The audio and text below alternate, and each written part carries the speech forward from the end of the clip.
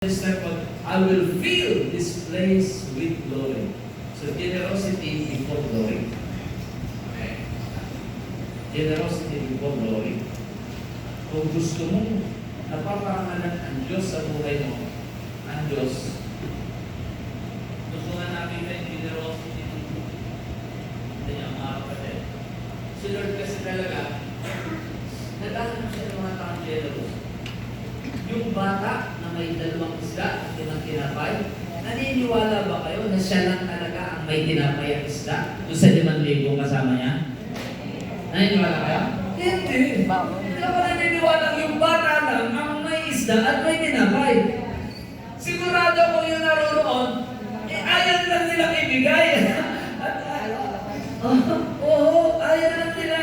Itinatago nila yung kanila. Pero dahil yung bata, Jesus, ano gusto ni Jesus? Gusto ni Jesus na binabagsa. Ito ba? Ito pa ako. Yung gusto ko. At I'm pretty sure, 5,000 mga lalaki lang, mawawalan lahat ng tinapay. Oh, no way. No way. Kung yung bata, may isda at tinapay, lalo na yung matanda.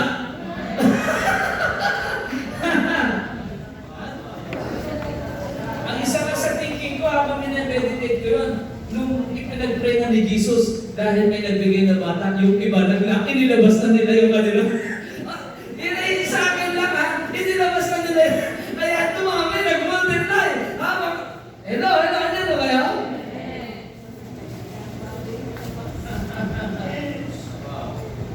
Generosity. Oo. Generosity. Kaya na yung matatanda, ipinagano. Kaya na. Gusto natin, nakapit, ay ilabas na rin natin para mapagpala. Iti atin lang ha, baka akala, ito, nakukulto ng mga yan, may sarili, wala naman sa Bible. Pero, by instinct. Oo nga. By instinct. Yung bata nga, meron. Bata meron eh. Maraming baon. Hindi lang nasabi sa Biblia. Meron mong Sino mas maraming pera sa inyo? Bata o matanda? Matanda! Oo nga. hindi lang natin pwede sa baka makulto tayo.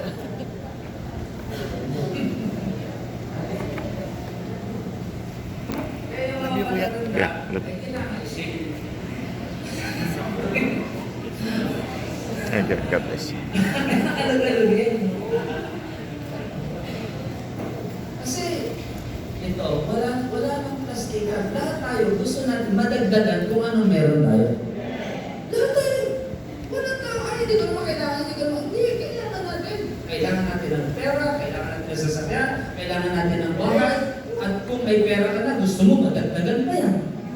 Kasi marami tayong gustong bilhin, marami tayong gustong padalhan, marami tayong gustong tulungan, marami tayong gustong gawin sa buhay. At sabi nga ng iba, kung ako'y mayaman lang, sabi nga ng isang kapatid natin ay nako, nung tayo ay nagbabasking dito, ay nag-brown out. Ay sabi ng isang kapatid natin, nung umupo doon sa likod ni Tibay, habang brown out, lusuan ng lusuan, awitan dito, wala nakapigil kahit madilim at nainit. Sabi ng isang kapatid, Lord, papunta lang ako ng US. Papasolar ang church. Aba, tinawabukasan. May nag-email sa kanya. Tanggap ka na dito sa US. Praise God. Hindi mo na sabihin yung pangalan.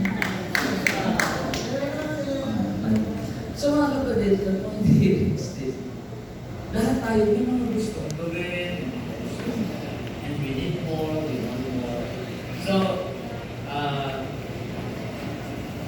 kapag-uurapan ng excellent spirit, napakasalago ko. So, mag-serve, and get the ka. Iba kasi nag-serve, ang hinahanap ay kung bababriyan,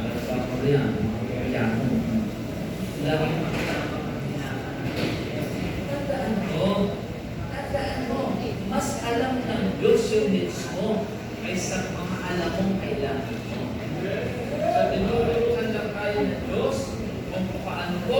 maging mabuting katiwala ng pinagtitiwala niya, and my God will supply all your needs according